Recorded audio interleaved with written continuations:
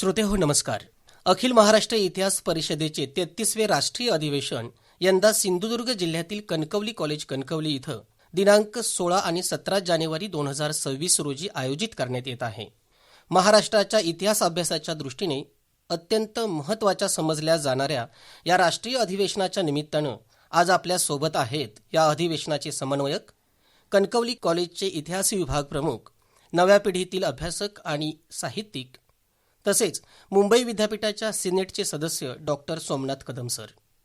Sir, आमच्या आकाशवाणी सिंधुदुर्ग नगरी केंद्राच्या स्टुडिओमध्ये आपलं स्वागत. नमस्कार. नमस्कार सर, अखिल महाराष्ट्र इतिहास परिषदेच्या 33व्या अधिवेशनाची मूळ संकल्पना काय आहे?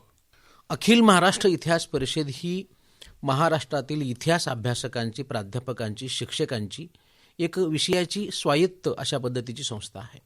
इतिहास विषयाच्या अनुषंगाने संशोधन, लेखन आणि इतिहास विषयाची आवड निर्माण करण्यासाठी ही संस्था मागील 32 वर्षापासून काम करते.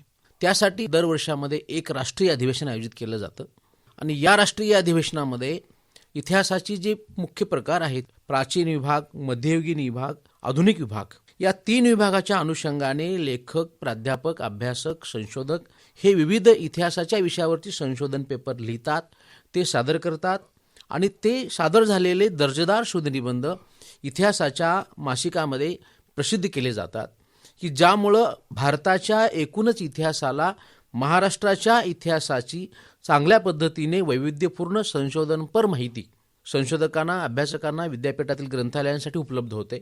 कणकवली या ठिकाणी आमच्या महाविद्यालयामध्ये होत असलेलं हे 33वे राष्ट्रीय अधिवेशन आहे. यापूर्वी या ठिकाणी मी आवर्जून सांगू इच्छितो की कोकणामध्ये, विशेषतः दक्षिण कोकणामध्ये अशा पद्धतीचं राष्ट्रीय अधिवेशन अखिल महाराष्ट्र इतिहास परिषदेचं हे पहिल्यांदाच होत आहे. यापूर्वी 2008 साली ठाणे जिल्ह्यात चिंचणी या ठिकाणी अखिल महाराष्ट्र इतिहास परिषदेचं अधिवेशन झालेलं होतं उत्तर कोकणामध्ये. त्याच्यानंतर पहिल्यांदाच आपल्या सिंधुदुर्ग जिल्ह्यामध्ये तर पहिल्यांदाच होत आहे. आणि या माध्यमातून दरवर्षी इतिहासाच्या अभ्यासकांची एक राष्ट्रीय पातळीवरची परिषद या ठिकाणी होत असते. हे दरवर्षीचं 2 दिवसाचं अधिवेशन असतं. या 2 दिवसामध्ये अभ्यासकांसाठी, संशोधकांसाठी, इतिहास प्रेमींसाठी एक अत्यंत सुवर्ण संधी आणि एक चांगली पर्वणी या निमित्ताने मिळत असते. त्यानिमित्तानं इतिहास आणि इतर विषयांच्या संशोधनाला खूप मोठी चालना देण्यासाठी ही अखिल महाराष्ट्र इतिहास परिषद काम करत असते. या परिषदेचं कार्यक्षेत्र बघितलं तर अखिल महाराष्ट्र असलेलं आपल्याला दिसून येतं. तरी देखील सिंधुदुर्ग जिल्ह्यातील कणकवली कॉलेजची या राष्ट्रीय अधिवेशनाच्या यजमानपदासाठी निवड कशी करण्यात आली? अखिल महाराष्ट्र इतिहास परिषदेची स्थापना इतिहास विषयाच्या लेखनासाठी, संशोधनासाठी, ज्ञानवृद्धीसाठी ज्येष्ठ इतिहास संशोधक डॉक्टर जयसिंगराव पवार कोल्हापूर आणि त्यांच्या त्या काळातील समाजधुरीण इतिहास तज्ज्ञ अभ्यासकांनी निर्माण केली.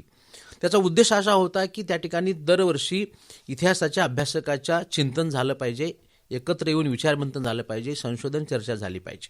आणि दरवर्षी महाराष्ट्रातल्या कुठल्याही एका चांगल्या महाविद्यालयामध्ये अशा प्रकारचं 2 दिवसाचं अधिवेशन साधारणतः डिसेंबरच्या शेवटी किंवा जानेवारीच्या पहिल्या दुसऱ्या आठवड्यामध्ये होत असतं. आणि या ठिकाणी जरी त्याचं नाव अखिल महाराष्ट्र इतिहास परिषद असं असलं तरी त्याचा दर्जा हा राष्ट्रीय पातळीवरचा आहे.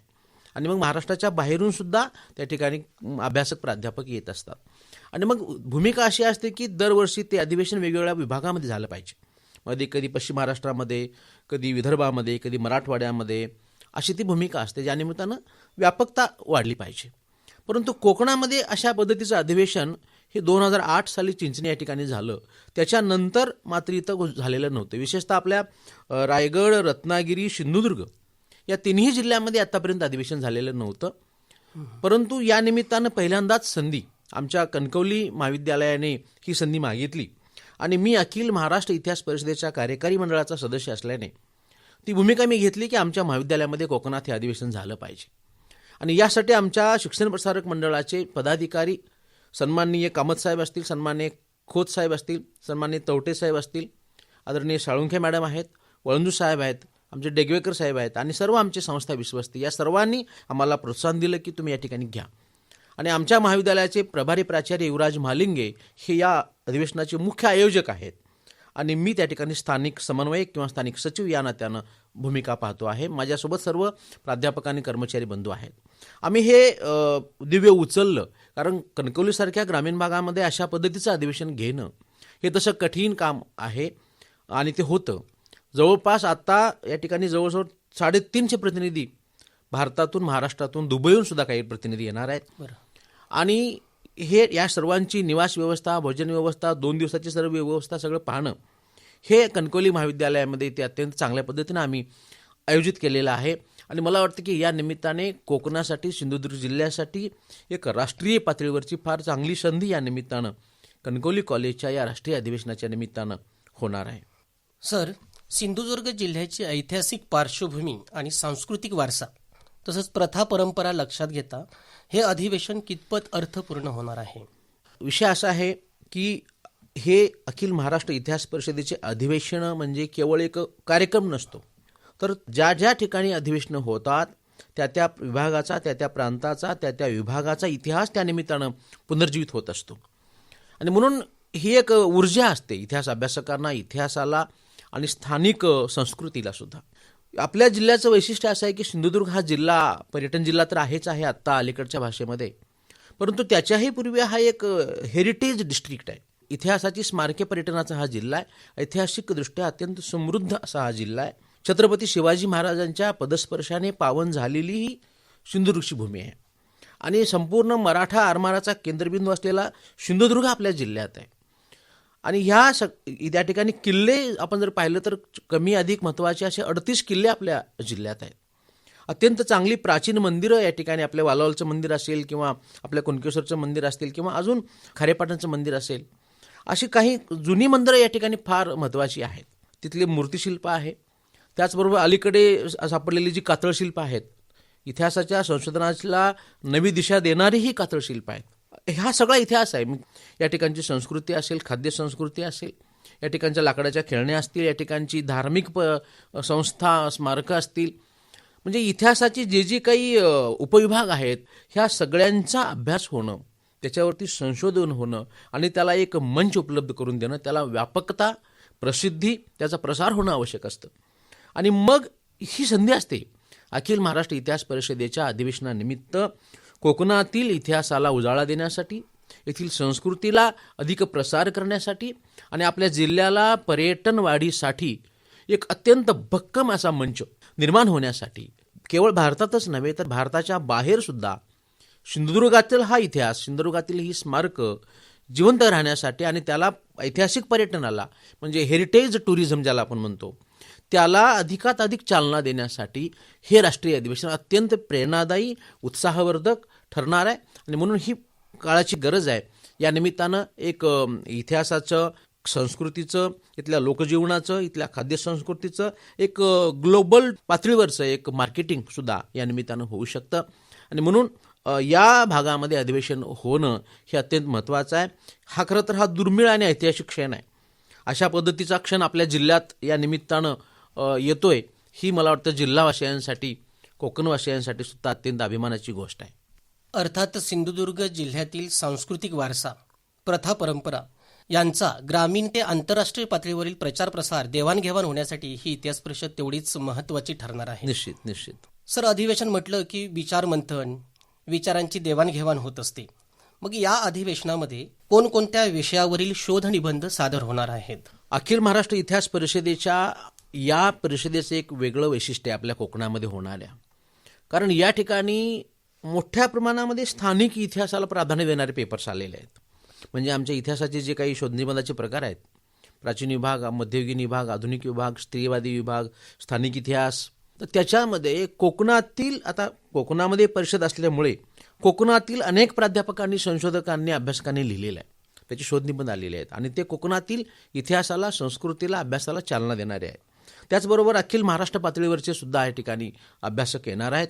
आणि मी आपल्याला सांगू इच्छितो की या अधिवेशनामध्ये दुबईहून एक टीम येणार आहे. आमच्या अधिवेशनाचे अध्यक्ष डॉक्टर दीपक पाटील हे आमच्या आधुनिक विभागाचे अध्यक्ष आहेत आणि ते दुबईहून त्यांच्या अभ्यासक टीमसह येणार आहेत. साधारणतः अधिवेशनाचं आमच्या असं असतं की उद्घाटन समारंभ हा असतो, त्याच्यामध्ये इतिहासाची भूमिका या ठिकाणी मांडली जाते. एक उद्घाटक असतात आणि यावर्षी जयसिंगराव पवार सर याच्यासारख्या मोठ्या इतिहास अभ्यासकांना आम्ही बोलवलेलं आहे उद्घाटक म्हणून. या 33व्या राष्ट्रीय अधिवेशनाच्या अध्यक्षा डॉक्टर बिंदा परांजपे ह्या बनारस हिंदू विद्यापीठातील ज्येष्ठ अभ्यासिका आहेत, इतिहासाच्या प्राध्यापिका आहेत आणि विशेष म्हणजे त्या आपल्या कोकणच्या कन्या आहेत. त्यांचा कोकणातील प्राचीन काळातील शिलालेख मूर्तिकला याच्यावरचा फार मोठा अभ्यास आहे, त्याच्यावरच त्यांनी PhD केलेली आहे. त्यामुळे त्या कोकणच्या इतिहासाचे अत्यंत जाणकार आहेत. त्याचबरोबर जरी विदर्भात असले माननीय डॉक्टर अशोकजी राणा सर, ते अमरावतीला राहतात, तर त्यांचा कोकणच्या विषयीचा फार अभ्यास आहे. त्यांचे अनेक आर्टिकल्स कोकणच्या इतिहासावरती आलेले आहेत. त्यांना आपण प्रमुख पाहुणे म्हणून बोलवलेलं आहे. त्याचबरोबर मुंबई विद्यापीठाचे इतिहास विभाग प्रमुख डॉक्टर नारायण भोसले सर आहेत, जे एकूणच भटक्या जाती जमाती कोकणातील सर्व वंचितांचे इतिहास लेखनाचे अभ्यासक मानले जातात. तर हे सगळे मान्यवर या ठिकाणी आहेत. उद्घाटनाचं सत्र असेल पहिलं सत्र, त्याच्यानंतर बीजभाषणाचं दुसरं सत्र असणार आहे, ज्यामध्ये बिंदा परांजपे आपली अध्यक्षीय भूमिका मांडतील. प्राचीन विभागाचे आमचे कोकण इतिहास परिषदेचे अध्यक्ष सदाशिव टेटविलकर सर आहेत. त्यानंतर डॉक्टर किरण जाधव आहेत अहिल्यानगरहून येणारे. त्याच्यानंतर मुंबई विद्यापीठाचे इतिहास विभाग प्रमुख डॉक्टर लक्ष्मी साळवे आहेत आणि दीपक पाटील आहेत. ही सर्व मान्यवर त्या सत्राचे अध्यक्षीय भाषणं त्या ठिकाणी करणार आहेत. त्याच्यातनं ते इतिहासाला ऊर्जा देणारे बीजभाषण करतील. पहिल्या दिवशी 16 तारखेला दुपारी 3 ते सायंकाळी 6 पर्यंत या 3 तासामध्ये शोधनिबंध वाचनाचे एकूण 12 सत्र होणार आहेत. पहिल्या दिवशी 12 सत्र होणार आहेत आणि त्या 12 सत्रामध्ये प्रत्येक ठिकाणी साधारणतः 15 ते 20 शोधनिबंध सादर केले जातील पहिल्या दिवशीच. आणि दुसऱ्या दिवशी सुद्धा सकाळी अशा पद्धतीचं एक सेशन होणार आहे, म्हणजे 6 टोटल 18 ठिकाणी एकाच वेळी शोधनिबंध सादर केले जातील. आणि हे प्राचीन विभाग, मध्ययुगीन विभाग, आधुनिक विभागाचे 2 सत्र आणि आंतरविद्याशाखी विभागाचे 2 सत्र, म्हणजे अशा पद्धतीचं ॲट ए टाईम 18 शोधनिबंधाचं सत्र होत असलेलं हे पहिलंच कदाचित राष्ट्रीय आमचं अधिवेशन आहे. आणि याच्यामध्ये एक जो अभ्यासक असतो तो शोधनिबंध सादर करतो, समोर बसलेले अभ्यासक ते ऐकतात आणि प्रश्न विचारतात आणि मग त्यांना त्यांची उत्तरं दिले जातात आणि शेवटी जो चेअरपर्सन असतो तो त्याच्यावरती अंतिम डिस्कशन करतो. अशा पद्धतीचं ते सत्र असतं. आणि या माध्यमातून अजून एक महत्त्वाचा मुद्दा याच्यामध्ये आमच्याकडे आहे की या अखिल महाराष्ट्र इतिहास परिषदेमध्ये पहिल्यांदाच आम्ही आंतरविद्याशाखी विभाग स्वतंत्रपणे घेत आहोत. म्हणजे इतिहासाबरोबर आंतरविद्याशाखी विषय जोडले गेल्यामुळं कला, वाणिज्य, विज्ञान, तंत्रज्ञान, सायन्स सगळे शोधनिबंध आलेले आहेत.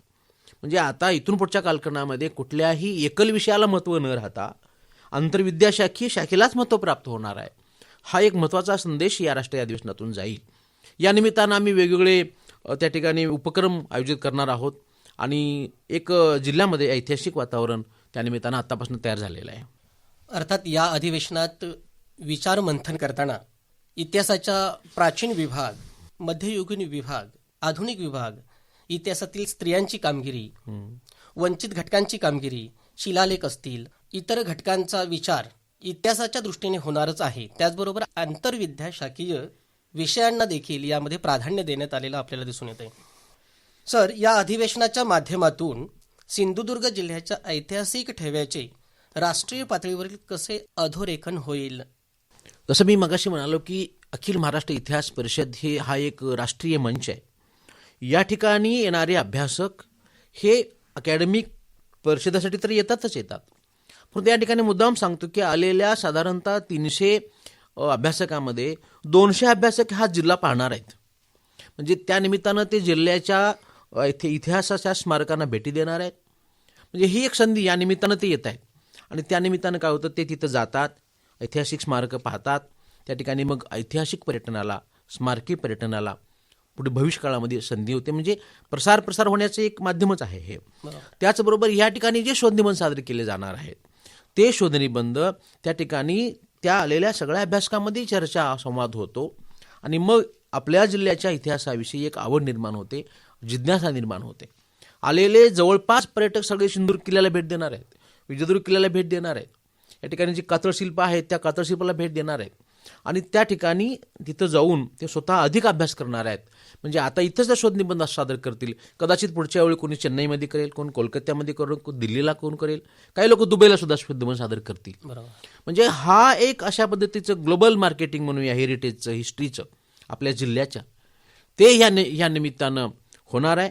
देन सेकंड महत्त्वाची गोष्ट मी या निमित्तानं आपल्याला सांगतो की अलीकडेच युनेस्कोने जी यादी प्रसिद्ध केली आहे, जागतिक वारसा स्थळ यादी, त्याच्यामध्ये आपल्या सिंधुदुर्ग जिल्ह्याला अत्यंत भूषणावह अशा पद्धतीची त्याच्यामध्ये उल्लेख आहे. आपल्या सिंधुदुर्ग जिल्ह्यातील सिंधुदुर्ग आणि विजयदुर्ग हे 2 किल्ले युनेस्कोच्या जागतिक वारसा संरक्षण यादीतील स्थळ आहेत. म्हणजे आता ह्या 2 किल्ल्याचं महत्त्व आंतरराष्ट्रीय पातळीवर आता युनेस्कोने जाहीर केलेलं आहे. परंतु त्याचा प्रचार आणि प्रसार करण्यासाठी अशा पद्धतीची परिषद फार महत्त्वाची ठरते. आणि ते सगळं वाचून लोक आता जाणीवपूर्वक आतापासूनच बुकिंग करतायत ह्या 2 किल्ल्याचं पाहण्यासाठी आणि इतरही ऐतिहासिक वस्तू पाहण्यासाठी. साधारणतः असा निष्कर्ष आलेला आहे की मी वाचलेला असा आहे की भारतामध्ये जे काही पर्यटक येतात दरवर्षी, त्याच्यातले 58% पर्यटक हे हेरिटेज टुरिझमला प्राधान्य देतात. त्याला आपण स्मारकी पर्यटन म्हणतो. आपल्या जिल्ह्यात अशी खूप स्मारकं आहेत. जसं मी म्हणालो, किल्ले आहेत, मूर्तिकला आहेत, कातळशिल्प आहेत, मंदिरं आहेत. ह्या सगळ्या हेरिटेज टुरिझम किंवा ऐतिहासिक स्मारके पर्यटनासाठी संधी देणारं हे अखिल महाराष्ट्र इतिहास परिषदेचं आपलं अधिवेशन ठरणार आहे. अर्थात या अधिवेशनाच्या अनुषंगाने सागरी पर्यटन, कृषी पर्यटन, किल्ले, संस्कृती यांची देवाणघेवाण होणार आहे. सर, या अधिवेशनाच्या निमित्तानं कोणते विशेष उपक्रम राबवले जाणार आहेत, त्यांची माहिती आमच्या श्रोत्यांना द्या. अखिल महाराष्ट्र इतिहास परिषदेचं अधिवेशन जरी आता 16-17 तारखेला जानेवारीला होणार असलं तरी त्याची पूर्वतयारी आमच्या महाविद्यालयाने मागील 3 महिन्यापासून सुरू केलेली आहे. आम्ही दिवाळीच्या सुट्टीमध्ये किल्ले बनवा स्पर्धा घेतली. त्यानंतर आम्ही विजयदुर्ग किल्ल्यावर एक व्याख्यान रणजित हिरलेकरांचं आपल्या अभ्यासक इतिहासाचे त्यांचं व्याख्यान आम्ही आयोजित केलं. त्याच्यानंतर प्रत्येक जिल्ह्यातल्या प्रत्येक शाळेला, कॉलेजला आम्ही पत्र दिलेलं आहे. म्हणजे हे सुद्धा वेगळेपण आहे. याच्यापूर्वीची अधिवेशनं फक्त अभ्यासक प्राध्यापक येतात गरजवंत. आमचा उद्देश असा आहे की या ठिकाणी प्रत्येक शाळेला, कॉलेजला प्रतिनिधी यावा, किमान त्यांना हे समजलं पाहिजे. त्याचबरोबर आता अधिवेशनाच्या तोंडावर या ठिकाणी आम्ही जिल्ह्यातील आपल्या किल्ल्यांच्या प्रतिकृती बनवून घेणार आहोत. आणि त्याचबरोबर कातळ शिल्पाची जी चित्र आपल्याकडे आहेत, शिल्पचित्र, त्याचं चित्रांचं प्रदर्शन आपण भरवणार आहोत. जे मोडी लिपी आहे त्या मोडी लिपीचं एक प्रदर्शन आपण भरवणार आहोत. त्याचबरोबर डेक्कन कॉलेज पुणे आणि पुरातत्व विभाग महाराष्ट्र सरकार यांच्या संयुक्त विद्यमाने आपण डेक्कन कॉलेजच्या संशोधकांनी केलेलं वस्तुसंग्रह, शोधामध्ये मिळालेल्या वस्तू, त्या वस्तूंचं प्रदर्शन आपण त्या ठिकाणी आयोजित करणार आहोत. आणि त्या ठिकाणी ऐतिहासिक वस्तू, वास्तू, अवशेष याचं सुद्धा प्रदर्शन त्या ठिकाणी आपण भरवणार आहोत. आणि प्राचीन नाणी असतील, दुर्मिळ नाणी असतील, त्याचं प्रदर्शन आपण भरवणार आहोत. आणि शिवकालीन कला क्रीडा स्पर्धा आपण घेणार आहोत मुलांच्या. त्याचबरोबर महाराष्ट्राची संस्कृती आणि कोकणाची संस्कृती प्रदर्शित करणारा सांस्कृतिक कार्यक्रम आपण त्या ठिकाणी त्यानिमित्ताने घेणार आहोत. आणि असे विविध उपक्रम आपण या निमित्ताने घेत आहोत. या अधिवेशनात प्राचीन ऐतिहासिक ठेवा प्रत्येक सभासदाला किंवा तिथे येणाऱ्या प्रत्येक घटकाला पाहायला मिळणार आहे. सर, सिंधुदुर्ग जिल्ह्याच्या ऐतिहासिक संस्कृतीच्या वाढीसाठी या अधिवेशनाचा कसा फायदा होईल? त्यांचा चांगला प्रश्न आहे. आपल्या जिल्ह्याला समृद्ध इतिहास आहेच आणि पर्यटन जिल्हा झाला आहे. परंतु याची प्रसिद्धी करण्यामध्ये आपण बऱ्याच वेळा काही वेळा कमी पडतो. आणि म्हणून अखिल महाराष्ट्र इतिहास परिषदेच्या निमित्ताने ही संधी आहे. या ठिकाणी जे अभ्यासक येणार आहेत ते अभ्यासक, त्या अभ्यासकांना माहितीसाठी आम्ही असे नोटीस बोर्ड लावलेले आहेत, माहितीपत्रक. आपल्या जिल्ह्यामध्ये कोणकोणती पर्यटन स्थळं आहेत त्याचा एक मोठा फलक आपण लावणार आहोत. त्या ठिकाणी त्यांना सुविधा देणारे गाड्या असतील, नंबर्स असतील, गाईडचे नंबर्स असतील, हे सगळं आम्ही देणार आहोत. आणि त्यांच्यासाठी आम्ही टूर अरेंज करणार आहोत, study tour, historical study tour. ते त्यांना आम्ही फॅसिलिटी देणार आहोत. म्हणजे 2 दिवस जरी हे लोक परिषदेमध्ये असले तरी बरेचसे लोक सर 4-4 दिवस येणार आहेत. आधी 2 दिवस, नंतर 2 दिवस, कारण ते फिरणार आहेत, या जिल्ह्यातील पर्यटन स्थळे ते पाहणार आहेत. आणि मग ते त्याच्यासाठी मदत, आणि त्याला आमचे विद्यार्थी त्याला गाईड म्हणून आम्ही पाठवणार आहोत सोबत. या अधिवेशनाच्या निमित्तानं शैक्षणिक पर्यटन घडून येणार आहे. कारण संशोधक फक्त अधिवेशनापुरता न येता पर्यटन किंवा सिंधुदुर्ग जिल्ह्याच्या संस्कृतीचा अभ्यास करण्यासाठी येणार आहे. बरोबर. सर, आज इतिहासाबाबत समाजामध्ये अनेक गैरसमज निर्माण होत आहेत. हे गैरसमज दूर करण्यासाठी अशा इतिहास परिषदांची भूमिका कशी महत्वाची आहे? अत्यंत चांगला प्रश्न आहे. कारण या अनुषंगाने मागच्या इतिहास परिषदेमध्ये सुद्धा चर्चा झालेली होती. कसं इतिहास हा भूतकाळात घडलेल्या घटनांवरचा असतो आणि ह्या सगळ्या घटना घडून गेलेल्या असतात. त्याच्यावरती जे काही प्रायमरी, सेकंडरी रिसोर्सेस असतात त्याच्या आधारे इतिहास लेखन होतं. आणि मग त्या घटनाचं विश्लेषण हे त्या काळानुसार झालं पाहिजे आणि ते अभ्यासकांनी केलं पाहिजे. म्हणजे एखाद्या घटनेचं ॲनालिसिस कोणी करावं तर ते त्या विषयाच्या तज्ज्ञ अभ्यासकाने केलं पाहिजे. परंतु अलीकडे आपण पाहतो की काही म्हणजे अकॅडमिक नसलेली मंडळी त्याच्यामध्ये प्रवेश करतात आणि आपली भूमिका सांगतात. मग हे असा प्रसंग झालाच नव्हता किंवा मग हे असं झालं होतं असं ते आपल्या तर्काच्या आधारे ते मांडतात किंवा आपल्या आपल्या पद्धतीने भूमिका मांडतात. तर मला असं वाटतं की इतिहासाच्या घडामोडीच्या घटनाविषयीचं भाष्य जे आहे ते अभ्यासकांनी केलं पाहिजे. कारण ती पुराव्याच्या आधारे ते अभ्यासक बोलत असतात आणि त्यांची ती भूमिका इतरांनी मान्य केली पाहिजे. इतर लोकांनी त्याच्यामध्ये आपल्या वैयक्तिक स्वार्थासाठी काहीतरी भूमिका मांडून समाजामध्ये काही वेळा तेढ निर्माण सुद्धा झालेला आपण पाहतो. आणि म्हणून अशी आमची भूमिका झालेली मागच्या वर्षामध्ये की आमच्या इतिहासाच्या सर्व अभ्यासकांची एक टीम त्याच्यावरती काम करेल. असं काही जेव्हा इतिहासाच्या विषयी कोणतरी वेगळं भाष्य करेल तेव्हा नेमकं काय आहे बाबा ते सांगण्याचं काम इतिहास परिषदेचे पदाधिकारी करतील आणि समाजामध्ये वास्तविक इतिहास मांडला जाईल जो पुराव्याच्या आधारावर असेल. अखिल महाराष्ट्र इतिहास परिषदेमध्ये जे काही शोधनिबंध येतील त्याच्यामध्ये सुद्धा कधी असे वादविवाद होतात एखाद्या प्रसंगाच्या अनुषंगाने. मग जो संशोधक आहे तो पुरावे देतो, हे असं घडलं होतं त्याचे हे पुरावे, आणि मग पुराव्याच्या आधारे जे समोर येईल ते खरं मानलं पाहिजे. आणि म्हणून काही वेळा ज्यावेळी अशा पद्धतीच्या काही ऐतिहासिक तथ्यांच्या आधारावर काही वेळा काही जण आक्षेप घेतात त्यावेळी इतिहास अभ्यासकांची भूमिका महत्त्वाची असते. आणि या इतिहास परिषदेमध्ये अत्यंत मान्यवर थोर इतिहास अभ्यासक आहेत आणि ते त्याचं नेमकेपणानं भाष्य करतील आणि त्याच्यामध्ये मग इतिहासातल्या घटिताविषयीचा योग्य अन्वयार्थ समाजासमोर जाईल, अभ्यासकासमोर जाईल, शासनासमोर जाईल. मला वाटतं ती फार महत्त्वाची भूमिका या निमित्तानं पार पडते. नक्कीच सर, समाजामध्ये तेढ निर्माण होणार नाही याची जाणीव ठेवून इतिहासकारांनी पुढाकार घेऊन आपली मतं आणि सत्यता पडताळून लोकांपर्यंत ती माहिती पोचवायला हवी आणि तेच या अधिवेशनाच्या माध्यमातून घडणार आहे. सर, या अधिवेशनाच्या निमित्तानं कोकणातील आणि प्राधान्याने सिंधुदुर्ग जिल्ह्यातील इतिहासाचं दस्तऐवजीकरण कसं होणार आहे आणि भावी पिढीसाठी ते कसं उपयुक्त ठरेल?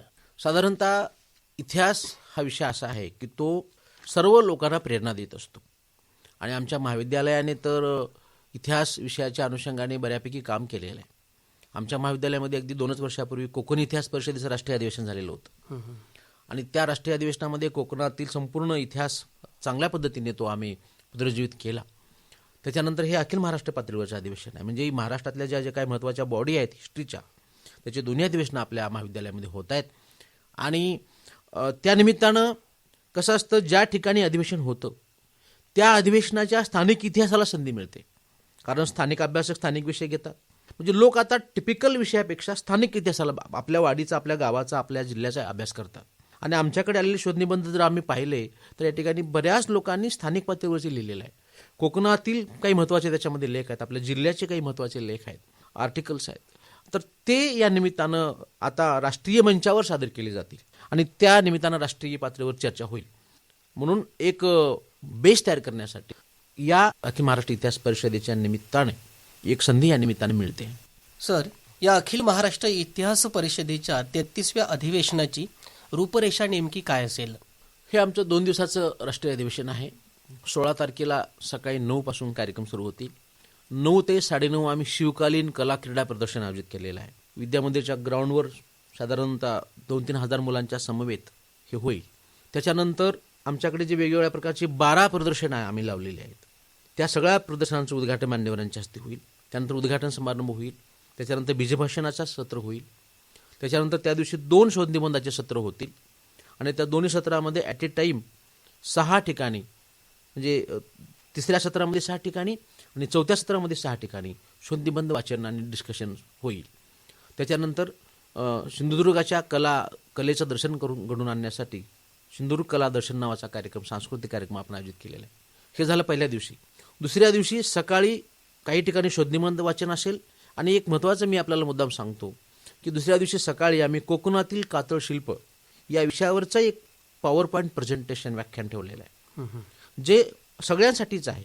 आणि त्याच्यामध्ये आपल्या जिल्ह्यातील कातळ शिल्पाचे अभ्यासक सतीश लळित आणि रत्नागिरी जिल्ह्यातील अभ्यासक A.K. मराठे हे त्या ठिकाणी पॉवर पॉईंट प्रेझेंटेशन करून या जिल्ह्यातील संपूर्ण कातळशिल्पाचं त्या ठिकाणी मांडणी करणार आहे. हा एक अत्यंत चांगला उपक्रम आहे, कारण कातळशिल्पावरती फक्त कोकणातलेच लोक काम करतात, परंतु या निमित्तानं कुठल्याही अभ्यासकांना ती काम करायला माहिती मिळेल, ज्ञान मिळेल, प्रसार होईल. तो एक अत्यंत चांगला उपक्रम आमचा आहे. त्याच्यानंतर मग आम्ही बाहेरगावचे लोक असल्यामुळं समारोप घेणार आहोत आणि समारोपामध्ये माननीय डॉक्टर नारायण भोसले मुंबई विद्यापीठाचे अभ्यास मंडळाचे चेअरमन आहेत ते त्या ठिकाणी आपलं अभ्यासपूर्ण भाषण करतील. त्यानंतर प्रमाणपत्र वितरण समारंभ होईल. अशा पद्धतीचा हा एकूणच कार्यक्रम आहे. त्याच्यानंतर उरलेल्या अर्ध्या दिवसामध्ये स्टडी टूर त्या लोकांसाठी आम्ही अरेंज केलेले आहेत ऐतिहासिक स्थळ पाहण्यासाठी. सर, या अधिवेशनाच्या अनुषंगाने आपण समाजाला आणि विशेषतः युवकांना कोणता संदेश द्याल? अखिल महाराष्ट्र इतिहास परिषदेचं कणकवली कॉलेज या ठिकाणी जे अधिवेशन होणार आहे 16-17 जानेवारीला, हे सर्वांसाठी खुलं आहे आणि यामध्ये महाविद्यालयाचे विद्यार्थी, संशोधक, प्राध्यापक, शिक्षक, सामान्य नागरिक, इतिहासप्रेमी कोणीही याच्यामध्ये सहभागी होऊ शकतो. तर या निमित्तानं या ठिकाणी जे आम्ही इतिहासाचं जर्नल पब्लिश करत आहोत, इंटरडिसिप्लिनरी जर्नल पब्लिश करत आहोत, कनक नावाची आमची स्वतंत्र इतिहासाच्या महत्त्वाची स्मरणिका आम्ही प्रकाशित करत आहोत. तर ही जी 3 पब्लिकेशन्स आहेत ती आम्ही लोकांसाठी उपलब्ध करून देणार आहोत. ती वाचली पाहिजेत लोकांनी, ती घेतली पाहिजेत. त्याचबरोबर या राष्ट्रीय अधिवेशनामध्ये जनतेने उत्स्फूर्त पद्धतीने सहभागी झालं पाहिजे. म्हणजे अशा पद्धतीच्या परिषदा ह्या फक्त अकॅडमिशियनसाठीच नाही आहेत, इतिहासावर, जिल्ह्यावर प्रेम करणाऱ्या सगळ्यांसाठीच असतात. म्हणून मोठ्या प्रमाणामध्ये युवकांनी, आपल्या जिल्ह्यातील युवकांनी, समाजातील जाणकार मंडळींनी, पत्रकार मंडळींनी, विद्यार्थ्यांनी, इतिहासप्रेमी नागरिकांनी याच्यामध्ये यावं, सहभाग घ्यावा आणि या निमित्तानं इतिहासाचं चिंतन काय चालू आहे ते सुद्धा आपण पाहावं. अशा पद्धतीचं नम्र आवाहन मी आपल्याला आमच्या शिक्षण प्रसारक मंडळाच्या वतीनं, कणकवली कॉलेज कणकवली यांच्या वतीनं मी जिल्ह्यातील सर्वांना, कोकणातील सर्वांना, अभ्यासकांना मी या अधिवेशनामध्ये सहभागी होण्याचं आवाहन करतो. श्रोतेहो, अखिल महाराष्ट्र इतिहास परिषदेचे 33वे राष्ट्रीय अधिवेशन कणकवली कॉलेज कणकवली इथं दिनांक 16 आणि 17 जानेवारी 2026 रोजी होत आहे. ही निश्चितच सिंधुदुर्ग जिल्ह्यासाठी अभिमानास्पद बाब आहे. या अधिवेशनाच्या यशस्वी आयोजनासाठी अधिवेशनाचे समन्वयक डॉक्टर सोमनाथ कदम सर आणि संपूर्ण आयोजक मंडळाला आमच्या आकाशवाणी परिवाराकडून खूप खूप शुभेच्छा. धन्यवाद सर. आकाशवाणी सिंधुदुर्ग केंद्राने आम्हाला ही सुसंधी दिली, याबद्दल मी आकाशवाणी केंद्राच्या सर्व टीमचे मनपूर्वक धन्यवाद.